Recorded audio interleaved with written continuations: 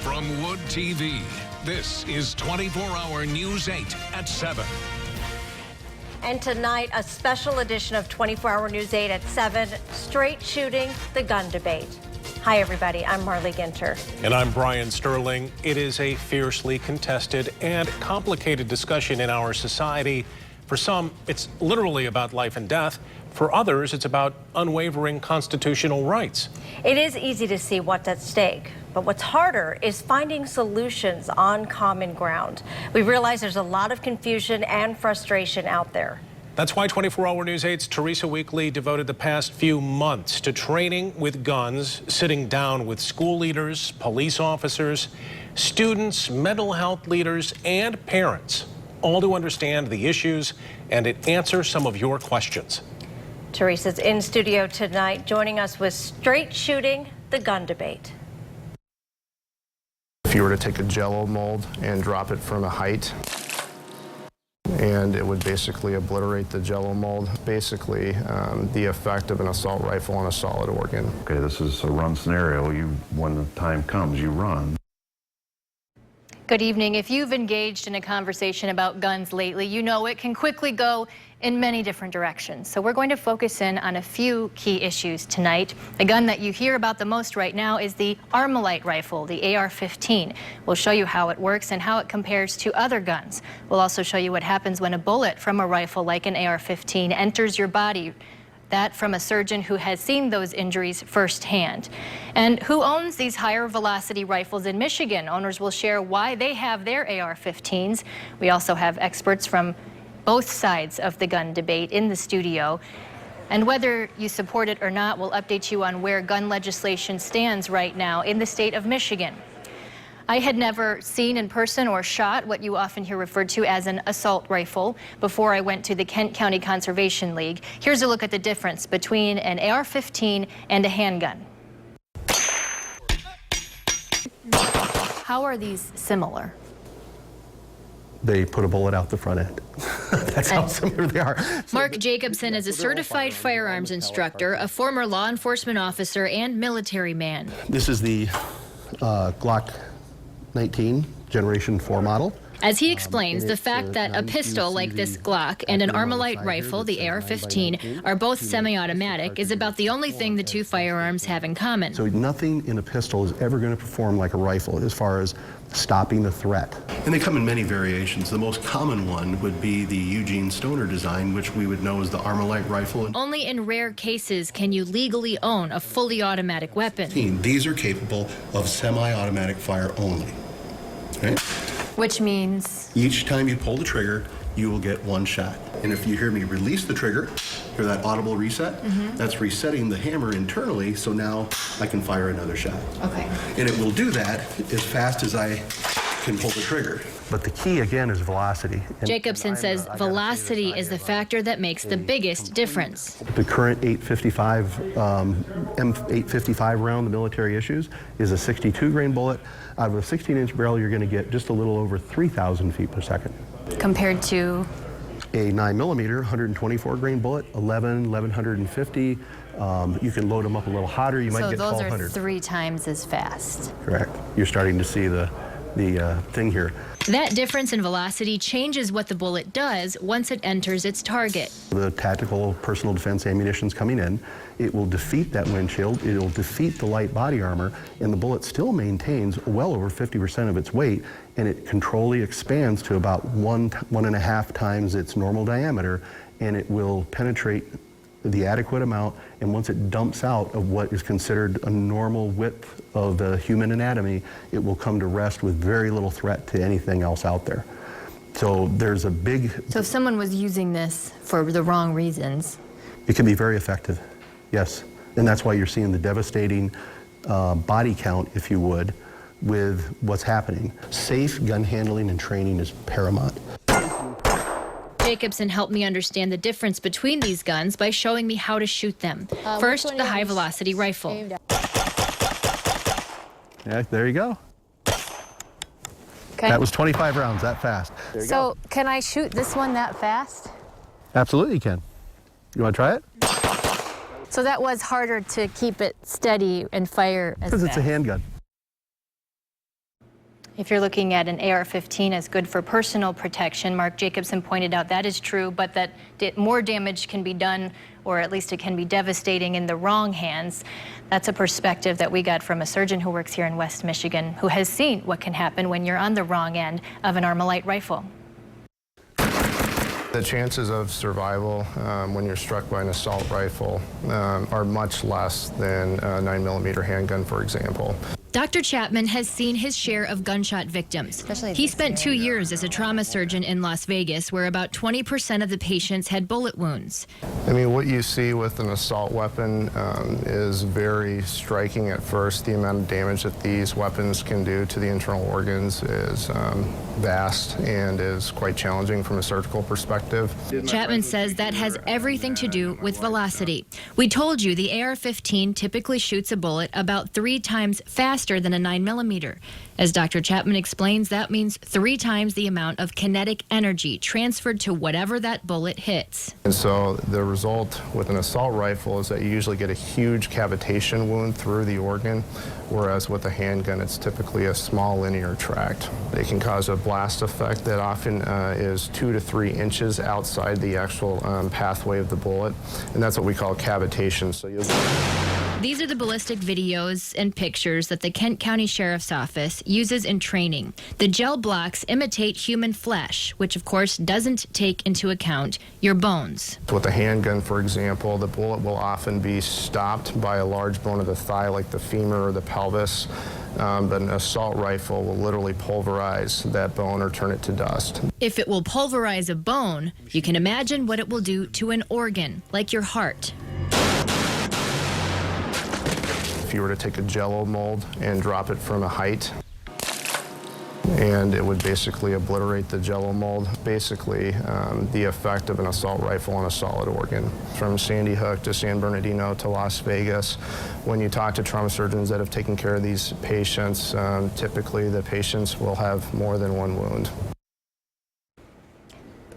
Now, the rifles you saw in both of those stories were the AR-15. So for some perspective, I want to show you another rifle, the Ruger Mini 14, which may look less intimidating than what you might expect a hunting rifle to look like, but this is essentially the same gun. It's a semi-automatic, shoots the same bullets at the same velocity, and also doesn't have much recoil. Now, some have suggested gun owners shouldn't be allowed to have AR-15s. I have a couple of guests here now.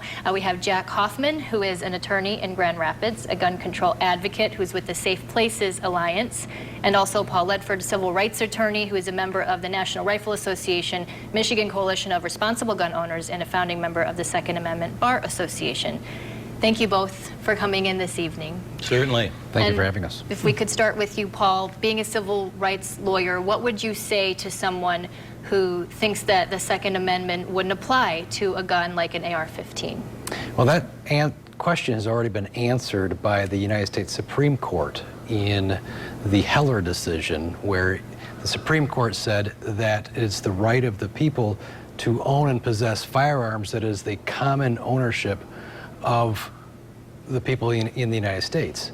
And the Armalite 15, or the AR-15, is one of the most widely owned rifles or firearms of the people in the United States. So in that respect, I would say that that question's already been answered. Would that have applied 20 years ago or in the 80s before it was as widely owned as it is today? It might have. It depends upon what a court would determine a widely owned item would be. But again, not only do we have that, we also have property rights issues, other sorts of due process issues that we could get far in the weeds on. We don't need to do that today. Okay, thank you. And Jack, what is your thought on the ability to restrict certain firearms like this? I kind of disagree with Paul on the constitutional issue. I was taking a look at some of the more recent cases today. There's a Fourth Circuit case,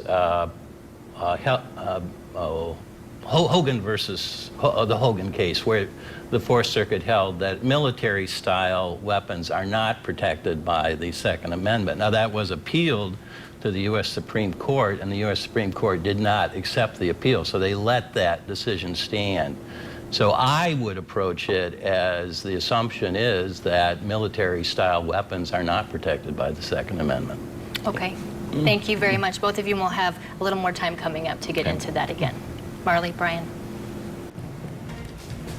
All right, Teresa, thank you. And coming up next, we do have a lot more discussion as well. Gun control advocates have suggested we should have a ban on so-called assault rifles. It wouldn't be the first time. So when we come back, what happened during the last federal ban on these types of firearms? And welcome back to our special presentation tonight, Straight Shooting, the gun debate. 24-Hour News 8's Teresa Weekly looks back now at the last rifle ban. Teresa? Well, Marley and Brian, there are new calls to put another assault weapons ban in place on a federal level. Here's a look at the first ban that went into effect 24 years ago. President Bill Clinton announced the assault weapons ban as part of the crime bill in 1994. These things can be prevented. It was a reaction to several high-profile events, including a shooting in 1989 at an elementary school in Stockton, California. That involved a semi-automatic version of an AK-47. A few states put their own assault weapons bans into place that year, but it wasn't until Clinton signed the crime bill in September 1994 that it became a federal ban. This day is the beginning, not the end, of our effort to restore safety and security to the people of this country. Politicians have disagreed on how effective that ban was. Studies that the Department of Justice funded on the law say it was successful in reducing crimes committed with, quote, assault weapons, but that it was most likely offset by criminals using semi-automatics not on the banned list, which have large capacity magazines. The most recent report on whether the ban worked comes from Louis Claravis with the University of Massachusetts at Boston. In his 2014 book, Rampage Nation, he wrote that there was a 37% drop in deaths from mass shootings during the ban. However, a footnote in his book says that out of the 12 shootings in his data during the ban, only 3 involved assault weapons. Claravis claims the key provision of the bill was a ban on high-capacity magazines capable of holding more than 10 rounds. Democrats in the House and Senate have introduced new assault weapons bans since last year. Neither has any Republican co-sponsors. And at this point, the NRA estimates there are as many as 15 million of these types of rifles in circulation in the United States. Now, people who don't own firearms may ask, why does anyone need an AR-15? Those who do own rifles, like the Armalite, have various responses, including that it's none of your business. Asking anyone why they would need anything like that is akin to asking, why you would need 3 cars or 10 different pairs of shoes. You don't need to give a reason as long as you haven't committed a crime and forfeited, your rights. I love to shoot, and I do it because I was in the military. It's no different than any other semi-automatic rifle, and it does not have a recoil.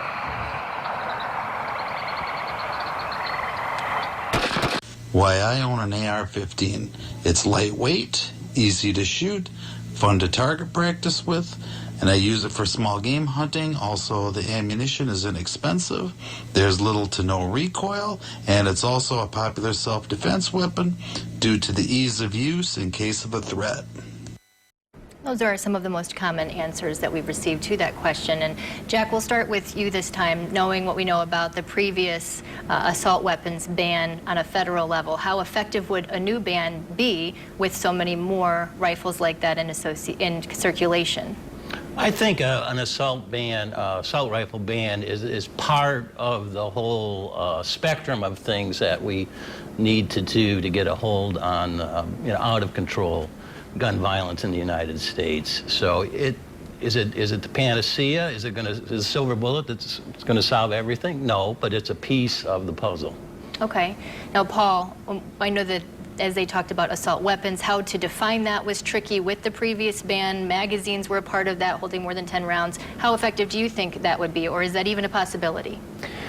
Well, obviously it's a possibility. The federal government can pass whatever law they want to, obviously with the courts that could get involved after that. But if we were to reintroduce the same legislation that they had during Clinton's time, one of the studies that one of the things that the study that you referenced in the piece didn't indicate that in fact crime had already been slowing down or lowering over that time. The statistics showing already a decrease in those types of crimes. But there's other studies that say that that ban had no effect on what it intended to do at all. In fact, there's some FBI studies that say that. So frankly, I don't know that a ban on high-capacity magazines or on any particular type of firearm is really going to do anything. Okay. Thank you very much, and we'll have more when we come back on that. Well, lawmakers in Michigan have introduced one package of bills in response to the Parkland school shooting. When we come back, what's in that proposal and what the chances are if it will pass. And we're back with our special Straight Shooting the Gun debate. No matter what side of the discussion you're on, it is a hot topic in our society, and lawmakers are considering varying degrees of restrictions to deal with gun violence. Here's Teresa Weekly with an update on legislation in Michigan. Marley and Brian, one thing that we know will happen this year is the state will get millions more to improve security. The legislature voted unanimously last month to pass a more than $18 million supplemental budget for state police security grants. One will give teachers the ability to press a button to let police know about a threat. There will also be more money for the OK to Say program and mental health services for students and their families. Now, that's all a done deal. As for what else could happen, there are a number of bills in committee right now that have been introduced in the last few months.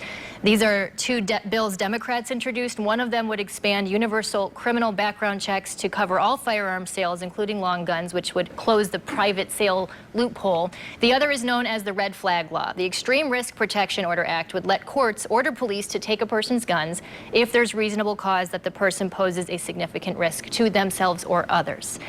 Back now with our guests, Jack Hoffman and Paul Ledford. How effective would those proposals be, Paul, if they were able to pass at some point, which at this point they're in the very beginning stages, I know, but as we look at the Red Flag Law, what are your thoughts on that? Well, let me pull out my crystal ball here and look into it a moment. I don't know what the effect would, or what the effectiveness would be. I mean, I have a number of different concerns with that in just the brief review that I've had of it. One of them is the possibility for abuse by people who would want to use it against someone else. I mean, we see a lot of times in some of the divorce cases where right now personal protection orders are taken out, whether they actually need to be or not. That would be one of my big concerns with this one. But another huge concern from a civil rights perspective is that the way that the law is written, and maybe this is a matter of just changing the way that the law is done, but the way the law is written is it takes property from an individual without that person's right to dispute it before the property is taken. So we have a due process issue, a major due process issue there. Okay. What is your response to that, Jack? Let's deal with this immediate issue. We have personal protection orders in the domestic relations field that has worked. You know, in any situation like this, there's going to be a tension between minority rights and the common good. But I guess my perspective is let's err on this side, on the side of the common good, because I do believe that the issue of the Second Amendment right to a gun is pretty much inflated, I guess I will say. So let's move into the area and try and make a difference. I did hear from law enforcement what they think about this red flag proposal, and I'll let you know coming up how you can hear more about that through Wood TV 8. That's after the break. And we do want to let you know, coming up tomorrow on Daybreak, Teresa will sit down with the students on both sides who are driving the debate from gun controls to gun rights. These teens are part of the next generation that'll have a say in this gun debate. And Teresa, I'm sure you're going to get a lot of response. So the discussion doesn't end here. You guys will actually jump on Facebook after this, right? Yes, as you can tell, there was a lot that we were not able to get into. So if there's something you'd like us to touch more on, join us on Facebook Live or Wood TV 8 Facebook page. Ask us your questions and we'll try to get to them there. And I'm sure you already are getting emails coming in right now. This is a hot topic. I am, yes. We appreciate getting all of that information out there.